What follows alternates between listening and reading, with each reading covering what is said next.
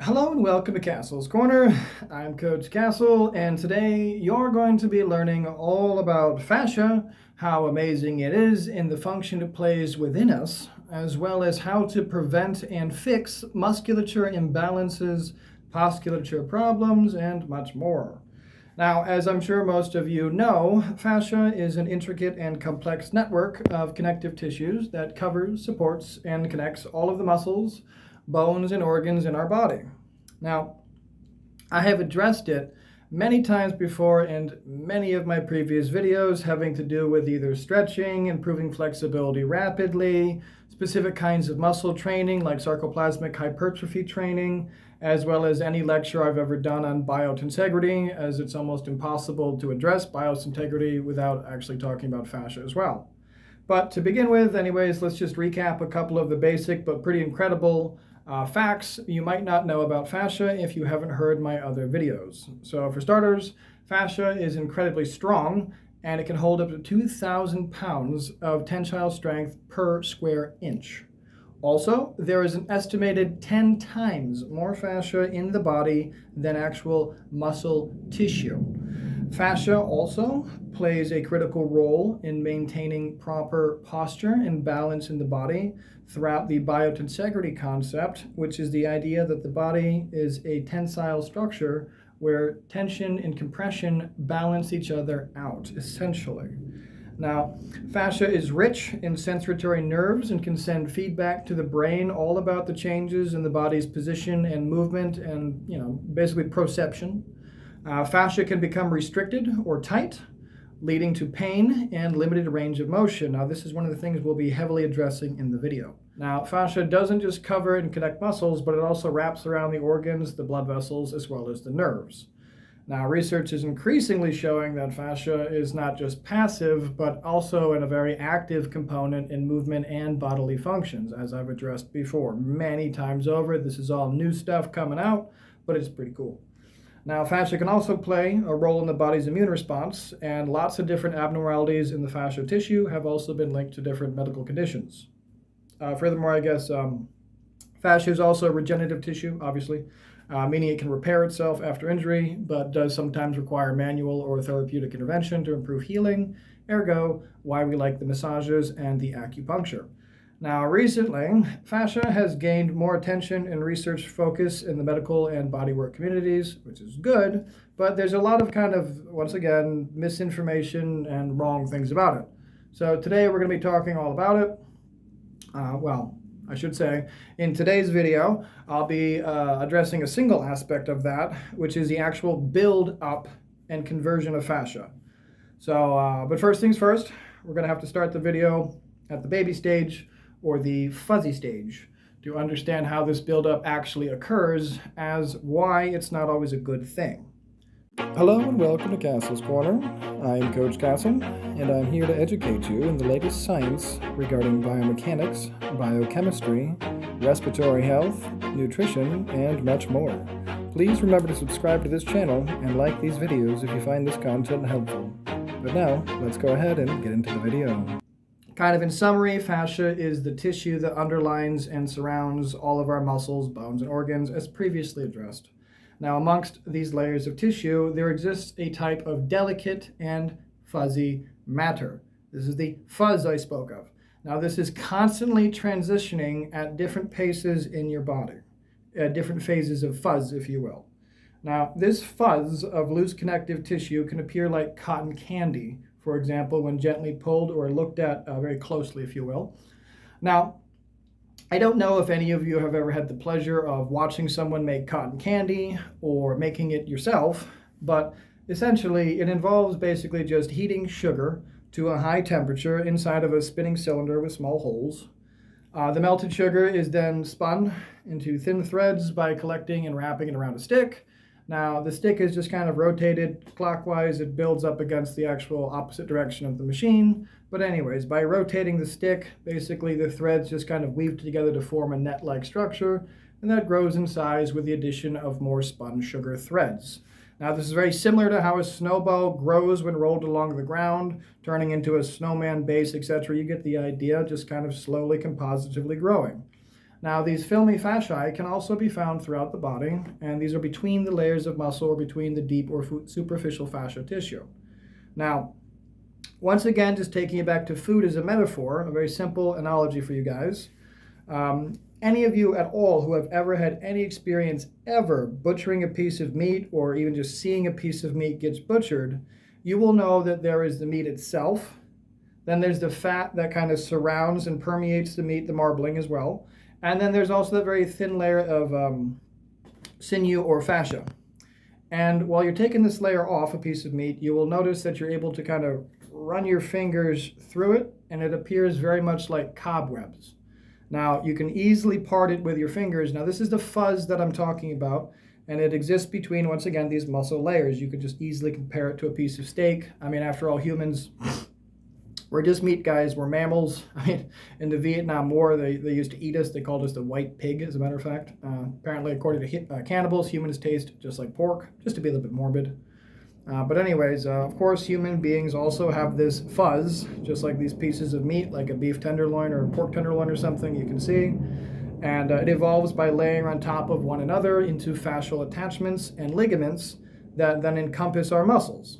Now, this fuzz can be felt amidst the muscle surfaces during exploration of a cadaver, for example, just as you would see with a piece of meat. But again, just once again, the analogy, it's easy, everybody can understand it, and it'll kind of stick with you, hopefully. No one is immune to this. Now, the presence of this fuzz allows us to see how tissues connect throughout the body, and it also supports the understanding that there is a bonding occurring at a level that is, I mean, literally beyond visual recognition. It's microscopic. You can't see this. Now, unsurprisingly, stretching the body is important, as I so frequently address. However, now we're going to be doing a detailed exploration as to the how and the why, a deep dive, if you will, onto why I say you got to be doing your stretching, as well as its relationship, by the way, with the actual tensegrity of your body structure and keeping you happy and healthy. So, this fuzz is a collection of fibers that grow between our muscles as we move less. When we hurt ourselves, our body can rebuild the area, but when there's too much, recovery is more difficult. Now, in relation to the actual buildup of the fuzz between the muscle layers, this in itself right here is why stretching is so critical, because that tissue will bind together over time. So think about it this way. As you drift off to sleep each night, your muscles become fuzzy with potential buildup. And this is why regular stretching is essential to maintaining that mobility, just to hammer the point home. Think about cats. Every time they get out of their bed or they move, they stretch their body. They do their big stretch. They know what's up instinctively. And so do you as, well, I mean, most people, anyways, when I wake up, I like to do a big old, big stretching movement myself. Now, if, like myself, you perform movement pattern drills, like animal flow is the common word for it nowadays, but just yoga, plyometrics, calisthenic, movement mobility drills, you'll prevent the buildup of this throughout your body and maintain a well-oiled machine that is properly balanced. Again, the biotensegrity aspect of it. Check out my other videos if you don't know what I'm talking about. With correct length muscles, tendons, as well as the correct elasticity, as well as healthy fascia, and the cobwebs will be cleared away every morning, melted when you do your morning stretching. However, if this is not observed, you will find, of course, eventually becoming bound in certain areas of your body, as these cobwebs build up more and more and more, layering on top of one another, causing these bindings throughout your body and restricting your body's movement. Now, these bindings occur when the fascia becomes restricted or stuck to adjacent structures. Now, this can sometimes be visibly evident, such as like scar tissue. Again, fascia is everywhere in your body. That includes your skin and all these other areas. So scar tissue, you can clearly see it. So let's just say, imagine you sustain an injury, particularly to your shoulder, your upper arm bone, something along that. As a result of the surgery or injury, the impacted area becomes stiff and immobilized, leading you to hold your shoulder with less range of motion throughout the day. And since you are hesitant to stretch it or move it or anything, just due to the fear of experiencing some form of pain, you'll gradually become cautious and avoid complete ranges of motion when doing tasks like picking things up or walking. Now, In only one night of sleep, your affected area would accumulate a little bit of fuzz, impairing its flexibility. Again, just a little bit. We're not really going to notice this. But what happens after several nights of not moving the muscle through its range of motion? So all day, all night, you're not moving your muscle through the full range of motion. What happens? Well, you'll be faced with the consequences of having multiple nights of fuzz buildup, which will gradually intertwine into ropes and cords resembling very dense cobweb-like fibers. Consequently, thicker fibers will form, resulting in an inhibition of potential for movement. This is why, once again, stretching every morning is very important, but at this point, stretching every morning will no longer be enough. Instead, you're going to need a systematic and exploratory approach necessary to restore your body's original movement, specifically in the affected area where movement was lost. This is where, well, personal trainers and PTs are supposed to come in, where they are assisting you with this, but unfortunately most of them don't know this, so they just have you do a bunch of nonsensical things, usually using resistance bands, which are not effective. But regardless, sorry for the mini rant, when you move less, your body loses flexibility, obviously, and this can cause problems, up the wazoo. You guys know, tight calf muscles, curved spine, back, extended kyphosis of the spine, too much lordosis in the spine, respiratory issues, compromised everything, but excessive fatigue. It's a big bad list, guys, just because you don't want to stretch a little bit every day. This is why I hammer it home, do a quick 2 or 3, 5-minute, again, the popular term nowadays is animal flow movement every morning. It's just mobility, and you won't have these issues.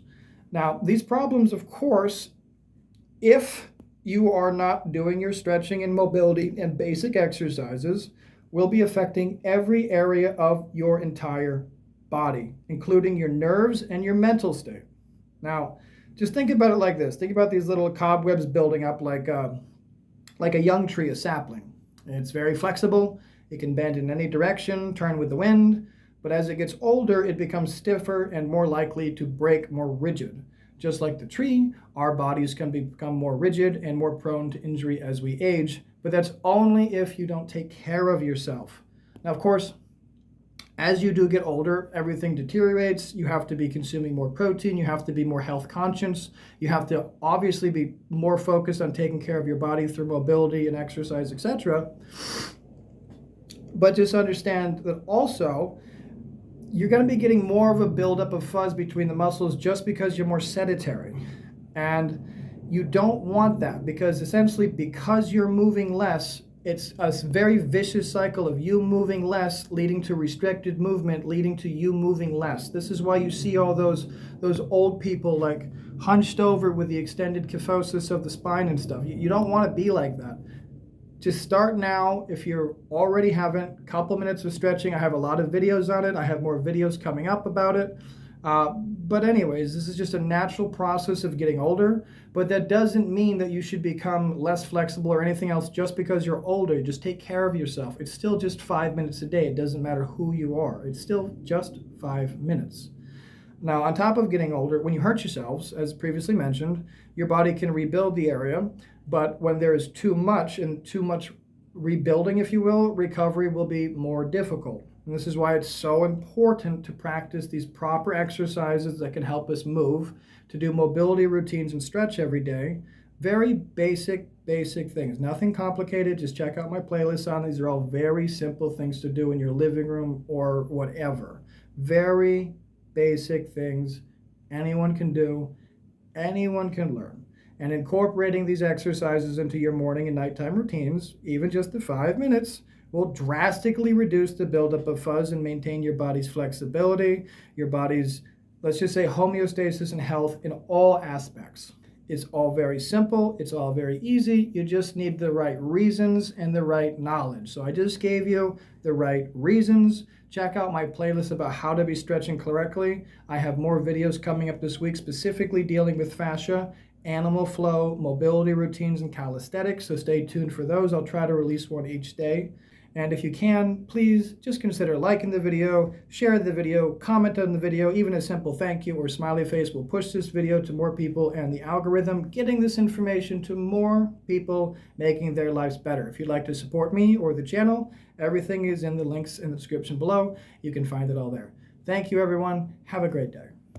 Every little bit counts. Don't forget, get your finger exercise in and help me out at the same time. Like, share, comment, and subscribe.